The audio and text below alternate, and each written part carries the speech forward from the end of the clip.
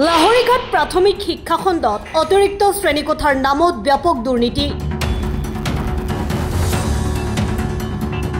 মৰিগাঁও জিলাৰ লাহৰীঘাট প্ৰাথমিক শিক্ষা খণ্ডৰ অন্তৰ্গত বিভিন্ন বিদ্যালয়ত অতিৰিক্ত শ্ৰেণীকোঠাৰ নামত শিক্ষা বিভাগে 2024-25 বিত্তীয় বৰ্ষত প্ৰায় 45টা শ্ৰেণীকোঠা আবণ্টন দিছিল।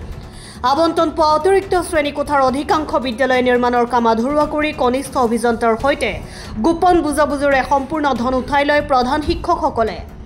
অতিৰিক্ত শ্ৰেণীকোঠাৰ লগতে ছাত্ৰ ছাত্ৰীৰ বহিবৰ বাবে অত্যাধুনিক ডেস্ক বেঞ্চ কিনাৰ নামতো শিক্ষা বিভাগে ধন দিয়ে যদিও প্ৰধান শিক্ষকসকলে কনিষ্ঠ অভিযন্তাৰ সৈতে কমিশনৰ অংকত ডেস্ক বেঞ্চৰ ধনো আত্মসাৎ কৰা বুলি মুছাৰ সভাপতি আছিক ৰাব্বানীয়ে অভিযোগ কৰে। এই সন্দৰ্ভত বিভাগীয়ভাৱে উচ্চ পৰ্যায়ৰ তদন্তৰ দাবী জনাইছে সংগঠনটোৱে।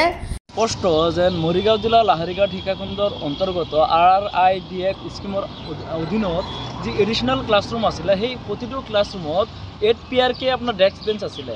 আমি এক ফিল্ড ভিজিট কৰি আমি গম পাইছোঁ যে আমাৰ মুছাৰ কৰ্মকৰ্তাসকলে তদন্ত কৰি গম পাইছে যে প্ৰতিটো যি 45টা বিদ্যালয়ত এডিশ্যনেল ক্লাছৰুমত আপোনাৰ যিখিনি ডেস্ক বেঞ্চ থাকিব লাগিছিল সেইখিনি কিন্তু নাই।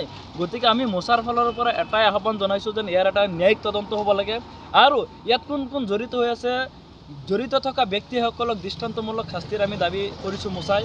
কাৰণ মুছলিম ছাত্ৰ সন্থাই ছাত্ৰ ছাত্ৰীৰ জীৱনক লৈ পেলাই কোনোবাই হেতালি খেলিব সেয়া কিন্তু মুছাই কোনোপধ্যে গ্ৰহণ নকৰে। গতিকে আমি সকীয়াই দিছোঁ যিসকল ব্যক্তিয়ে ছাত্ৰ ছাত্ৰীৰ ভৱিষ্যত জীৱনক লৈ পেলাই হেতালি খেলি আছে তেওঁলোকক আমি সকীয়াই দিছোঁ যেন অনতিপলমে জিলা প্ৰশাসনে তথা আমাৰ মৰিগাঁও জিলাৰ আয়ুক্তগৰাকীয়ে মহোদয় বাইদেউ DC গৰাকীয়ে অতি শীঘ্ৰে ইয়াৰ এটা তদন্ত কৰিব লাগে বুলি আমি দাবী উত্থাপন কৰিছোঁ। কাৰণ যি RIDF স্কিমৰ অধীনত এডিশ্যনেল ক্লাছৰুমত যি ডেস্ক বেঞ্চ আছিল দিয়া হৈছিল, আবণ্টন দিয়া হৈছিলে সেইখিনি কাৰ ছায়াত তেওঁলোকে দুৰ্নীতি কৰিবলৈ সাহস পালে, কোনজন বিষয়াৰ তত্ত্বাৱধানত থাকি এই প্ৰধান শিক্ষকসকলে কেনেকৈ এইটো আত্মসাৎ কৰাৰ সুযোগ পালে। গতিকে আমি বিচাৰিছোঁ নিশ্চিতভাৱে ইয়াত জিলা প্ৰশাসনৰ কোনোবা এজন ব্যক্তি ইয়াত জড়িত হৈ আছে। গতিকে কোন জড়িত হৈ আছে সেয়া স্পষ্ট হ'ব লাগে। আমি বিচাৰিছোঁ ইয়াৰ এটা তদন্ত হ'ব লাগে নে অকল বিদ্যালয়সমূহত থকা প্ৰধান শিক্ষকগৰাকীয়ে যেন গোটেই ধনখিনি আত্মসাৎ কৰিছে তাৰ এটা তদন্ত হ'ব লাগে বুলি আমি দাবী উত্থাপন কৰিছোঁ। অন্যথা মুছলিম ছাত্ৰ সন্থাই